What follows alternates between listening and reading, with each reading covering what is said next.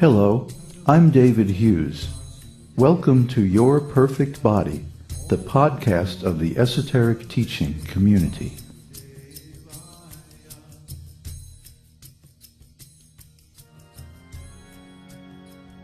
Today's selection is an essay entitled, "You Cannot Stop War."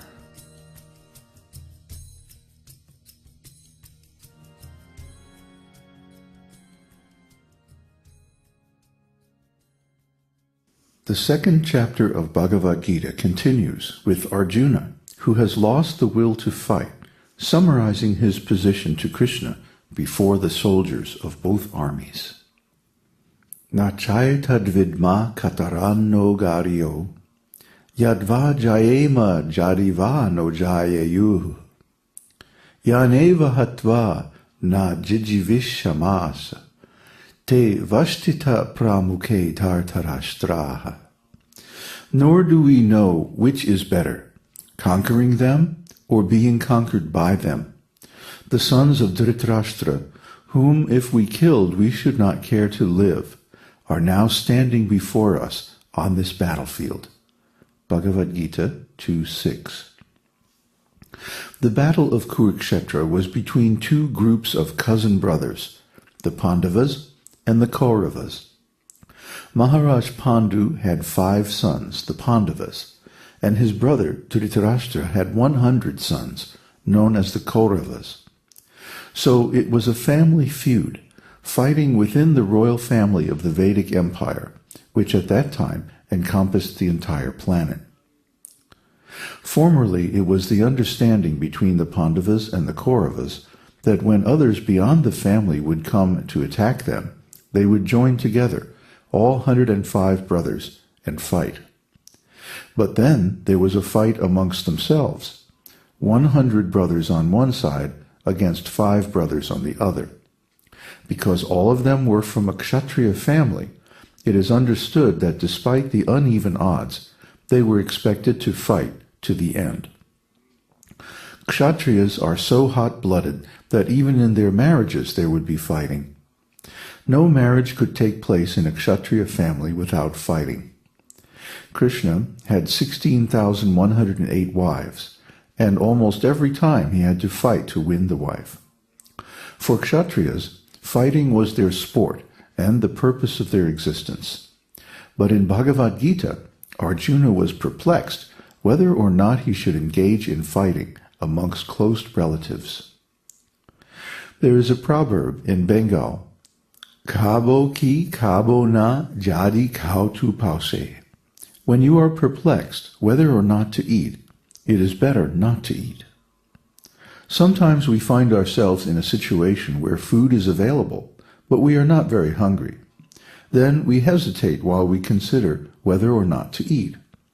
The best course is not to eat unless we are really hungry.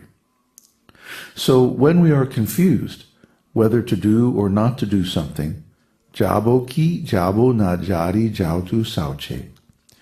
When you think whether I shall go or not, better don't go. But when it is a question of answering the call of nature, you must go. Jabo ki jabo na jadi jautu sauche. Kabo ki kabo na jadi kautu pause. These are very common sense principles. Similarly, Arjuna is now perplexed. Should I fight or not fight? So his conclusion was that he should not fight. That is a common plight among diplomats. When there is declaration of war between the modern politicians, they have to consider the pros and cons of going to war. Sometimes, even if they don't want war, it comes to them anyway. For example, before the Second World War, everyone knew that Hitler wanted to retaliate because in World War I the Germans were defeated. So Hitler was preparing for war. The British did not want war, so Prime Minister Chamberlain went to see Hitler to try to stop the war. But he couldn't, because Hitler was determined to fight. Similarly, in this fight between two sides of the Vedic royal family, Kṛṣṇa tried until the last minute to avoid the war. He even proposed to Duryodhana that, "Your cousin brothers, the Pandavas, are Kshatriyas. You have usurped their kingdom. Never mind that you have taken it unjustly, but they are kshatriyas. They must have proper means of livelihood. The only proper occupation for kshatriyas is to rule. So give the 5 brothers 5 villages. Out of the whole world, the whole Vedic empire, you give them just 5 villages. Duryodhana replied, No, I am not going to part with even an inch of land without a fight. Therefore, under such conditions, the fight must occur, because a kshatriya is honor-bound to accept a challenge to fight. If he declines to fight, then he loses his qualification as a kshatriya. So there is no question of Arjuna's considering whether he would fight or not. All attempts at diplomatic settlement had failed. The battle is sanctioned by Kṛṣṇa, so the war must go on. Some people are pacifists and want to raise the question, why can't we stop war? Even when we don't want war, why does it take place? That is not a very difficult subject to understand. War happens because every one of us has a fighting spirit. Even children fight. Cats and dogs fight. Birds fight. Ants fight. This is common knowledge. So how will you stop human beings from fighting? The fighting spirit is there. Fighting is one of the symptoms of material existence, the material conditioned consciousness. So fighting is inevitable. But when and under what circumstances should fighting take place? According to Vedic civilization, war means dharma yuddha, fighting on religious principles according to Vedic directions, not fighting on the basis of whimsical political ideas, this ism versus that ism. At present, they fight because of the material ambitions of the politicians, but that is not Vedic warfare. Just like now, fighting is going on between the developed nations and the Islamic terrorists. The developed nations are trying to avoid a fight, but the fighting is going on anyway, because the Islamic terrorists refuse to give up. Of course, according to Vedic religious principles, they are both wrong, because their fighting causes harm to innocent bystanders.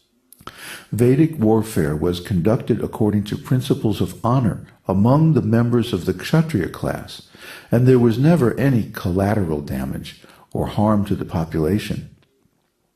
So, whether honorable or dishonorable, war is going on. You cannot stop fighting. It is part of the human existential condition in the material world. Many people want to stop war, but that is impossible. It is a nonsensical proposal, a waste of time and energy. It cannot be because the fighting spirit is there in everyone. That is a symptom of the conditioned living entity. Even children who have no politics, no real enmity, they fight for 5 minutes and then again they are friends. So the fighting spirit is there. You cannot stop it. Now the real question is, how should fighting be utilized as service to God? Our esoteric teaching movement says, change your ontology, change your consciousness. We don't say, stop fighting, or artificially try to change your nature or your activities. No. We say that whatever you are naturally doing, it should be done in Kṛṣṇa consciousness as devotional service to the Supreme Personality of Godhead. That is our advice. Nirbandha Kṛṣṇa Sambandhe. Whatever you do, it must have some relationship with the satisfaction of Kṛṣṇa.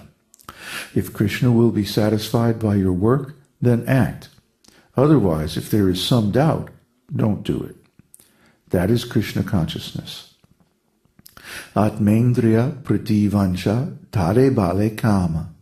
Kṛṣṇendriya prati icha dhare prema nama. The desire to gratify one's own senses is kama, material lust. But the desire to please the senses of Lord Kṛṣṇa is prema, spiritual love. Chaitanya Charitamrita, Adi Lila 4:165. Kṛṣṇendriya prati icha dhare prema nama. To please Krishna's senses is spiritual love. Just like when you love somebody, for the pleasure of your beloved, you can do anything. But without your beloved being involved, you are very reluctant to do anything. The same principle should be transferred to Krishna. Try to educate yourself